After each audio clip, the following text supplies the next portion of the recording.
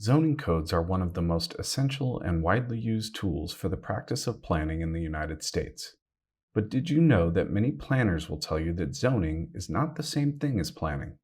That's because many planners make a clear distinction between planning, which is the process of defining a collective vision for the future, and zoning, which is the regulatory tool used to implement the vision laid out in a plan. Even though planning and implementation require different tools, it's impossible to do one without the other.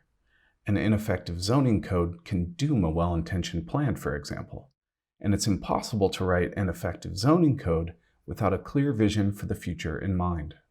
But before we get too caught up in the distinctions between zoning and planning, let's take a step back and decide on a definition for zoning codes.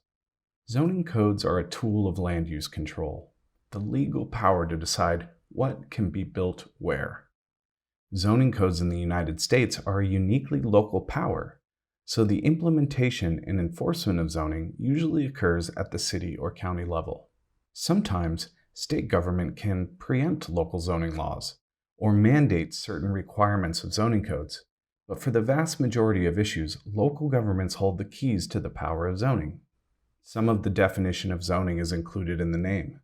Zoning codes separate land into zones of allowable development. So, residential zones allow homes and apartments. Commercial zones allow office buildings and retail buildings. Zoning codes set specific standards for three characteristics of buildings.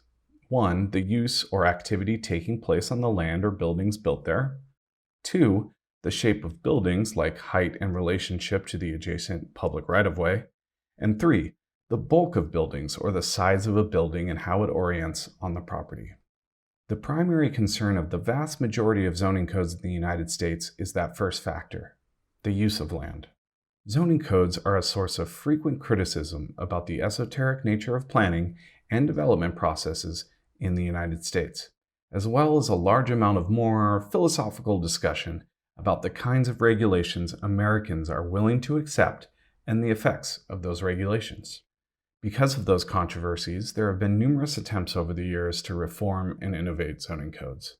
Form-based codes, like the code invented for the design and development of the example shown here in Celebration, Florida, are one famous example of an innovation intended to improve on the shortcomings of traditional zoning. Then there's Houston, one of the largest cities in the United States, which completely lacks a conventional zoning code. But no matter where you go in the United States, zoning codes are the DNA of the built environment, and an understanding of zoning is essential for an understanding of cities.